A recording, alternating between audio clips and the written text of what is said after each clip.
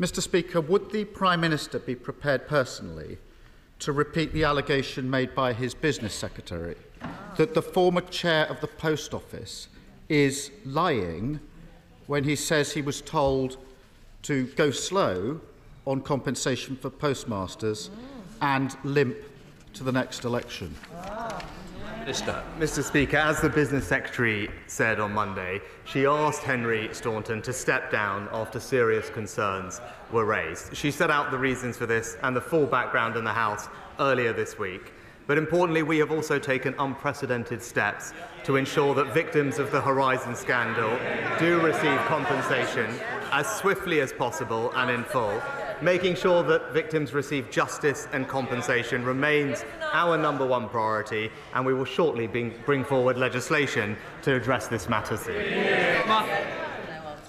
I'm not sure that takes us very much further forward, so let me press on, because on Monday the Business Secretary also confirmed categorically that the Post Office was, and I'll quote this in fairness to the Prime Minister, at no point told to delay compensation payments by either an official or a minister from any government department, and at no point was it suggested that a delay would be of benefit to the Treasury. So that's Monday.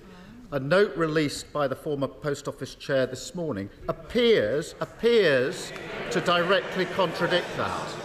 And I appreciate the business. This really matters to the people who've been at the heart.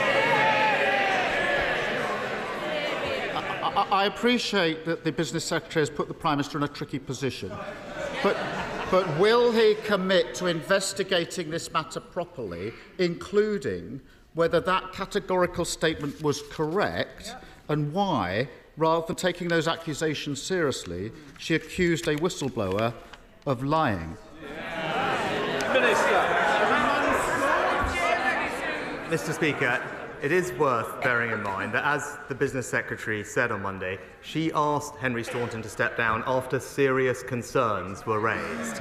But this is, on a matter of substance, one of the greatest miscarriages of justice in our nation's history, because people who were working hard serving their communities had their lives and reputations destroyed, and that's why we are working hard to ensure that they get justice and compensation, and that's why we established Sir Win Williams' inquiry. It's why we've already paid out over £150 million of compensation to almost 3,000 victims, and it's why we will introduce new legislation shortly to exonerate those. We will make sure that we do what is needed, that the truth does come to light, we right the wrongs of the past, and crucially, that victims get the justice that they deserve.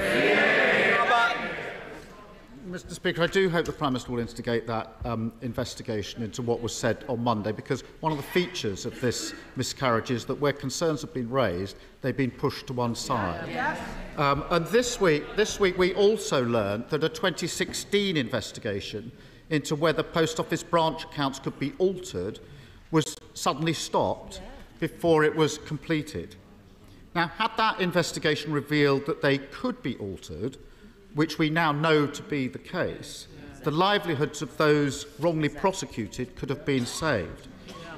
What did government ministers know about it at the time? Mr. Speaker, the Leader of the Opposition has picked one particular date, but it is worth bearing in mind that this scandal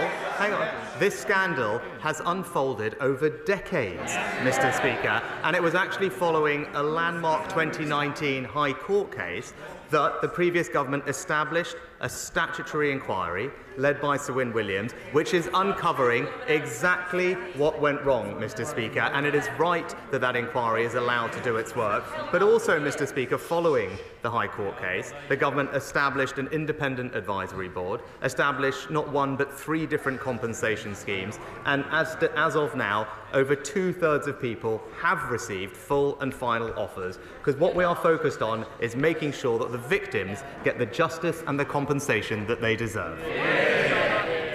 Mr. Speaker, this information about 2016 has just come to light, I think, this week, which is precisely why I'm asking about it. Considering the Prime Minister's Foreign Secretary was running the government in 2016, and one of the Prime Minister's current Cabinet Office ministers was the Post Office Minister, has he thought to ask either of them what they knew in 2016? No, Mr. Speaker. We did the right thing, which was to set up an independent statutory inquiry. That is the right way to resolve this issue. It's the right way to get victims the truth and the answers that they demand. But this government is getting them the compensation that they rightly deserve. Mr. Speaker, as we all know, the Horizon scandal left people isolated, their livelihoods lost, their lives ruined. Some died without ever getting the justice that they deserved. Fears of delay, Prime Minister, or cover-up are causing them anguish. And yesterday, Chris Head, once accused by the Post Office of owing more than £80,000, he said this yesterday: there is a lack of transparency. We need to see the correspondence between the Post Office, the Department and UKGI, because all of the time everything gets shrouded in secrecy. This is his words. Have some respect, please. He's a victim. Now, I appreciate the inquiry is ongoing, but as the Prime Minister knows, and so do I, so does the whole House, that does not provide a reason why he can't draw a line under this, give postmasters like Chris the peace of mind they need, and release all of the correspondence that he wants to see. Will he now do so? Mr. Speaker, as I said, this is one of the greatest miscarriages of justice in our country's history. I don't think that the Leader of the Opposition ever raised with me over these exchanges over the past year. But we are working hard to get victims not just the answers, but the compensation they deserve. But we do now have a statutory inquiry led by Sir Win Williams, who has the powers to get access to all the documentation that he requires, speak to everybody that he needs to. That is the right and proper way to get the truth that the victims deserve. But in the meantime, we are not wasting a moment to get victims the compensation they deserve, and the legislation will be before the House shortly. In recent decades, there have been numerous scandals that have left shaken public faith in our institutions, and rebuilding that confidence will require those affected to see that politicians are being honest with them and to believe it. Just like the postmasters, victims of the infected blood scandal have been subject to unimaginable trauma during their search for justice. So can the Prime Minister put their minds at ease and tell the House what undertakings he has made to ensure the government is not limping to the election on payments that they are owed by the British state? Mr. Speaker, when it comes to the inflected blood scandal, as I've said before, I'm acutely aware of the strength of feeling on this issue and the suffering of all those who were impacted by this dreadful scandal. I gave evidence to the inquiry myself last year, and as I said then, I recognise that thousands have suffered for decades. As he knows, there is an independent inquiry. The Minister for the Cabinet